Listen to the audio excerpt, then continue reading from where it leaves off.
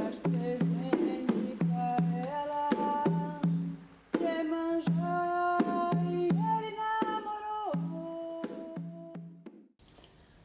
Bonjour, bon dia.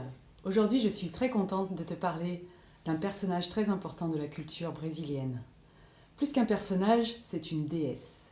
Et oui, tu as bien entendu, une déesse.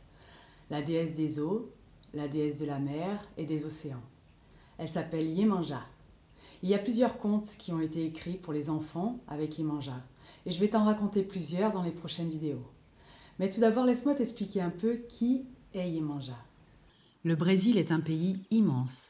Il a été découvert par les Portugais, mais il y avait déjà des habitants qui y vivaient, ceux que l'on a appelés les Indiens. Et pour travailler la terre et les servir, les Portugais ont aussi amené des millions d'esclaves au Brésil. Des esclaves qu'ils sont allés chercher en Afrique. Beaucoup d'Africains ont été faits prisonniers et ont traversé l'Atlantique pour travailler de force dans les plantations de canne à sucre et dans les maisons des maîtres portugais. Mais allons à l'essentiel, parce qu'on ne peut pas tout raconter.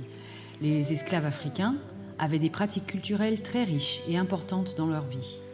Leur manière de cuisiner, de parler, de danser, les rythmes et les chants, et aussi leur religion.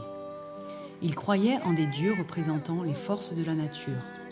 Ces dieux, on les appelle les orishas. Et Iemanjá était en Afrique la déesse de l'eau, de toutes les eaux. Et après avoir traversé l'océan avec les esclaves, elle sera au Brésil considérée comme la déesse de la mer. Les esclaves africains n'avaient aucune richesse en arrivant au Brésil, mais ils avaient leur culture et leurs connaissances. Ils ont continué malgré les interdictions à pratiquer leur religion qui s'appelle aujourd'hui le candomblé. Cette religion, mais aussi les danses et les chants, font partie de la culture dite afro-brésilienne. Tout comme la capoeira par exemple, qui vient aussi des esclaves africains au Brésil.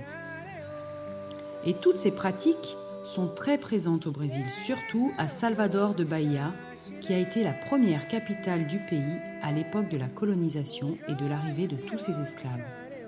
Mais revenons à Iemanjá. Elle tient une place importante dans le cœur des Brésiliens. C'est la mère de tous les orishas. Et les Brésiliens font des rituels sur les plages et des offrandes pour Iemanjá chaque année entre décembre et le 2 février, qui est le jour de sa fête. Iemanjá protège les marins et les naufragés, et c'est aussi la déesse de la fertilité, des femmes et de la famille. Iemanjá est coquette, elle aime les belles choses, les fleurs, les bijoux, le parfum, et chaque année, à l'occasion de sa fête, les fidèles lancent sur les vagues des fleurs et des paniers ou des petites barques pleines de cadeaux pour Iemanjá, en espérant qu'elle exaucera leurs vœux et qu'elle les protégera. Je te dis à très bientôt pour la lecture des contes de Iemanjá, la déesse de la mer. Ciao! Si tu as aimé cette vidéo, clique sur j'aime et laisse-nous un petit commentaire en dessous. Et pour ne pas rater les prochaines vidéos, abonne-toi à la chaîne. Merci et à bientôt.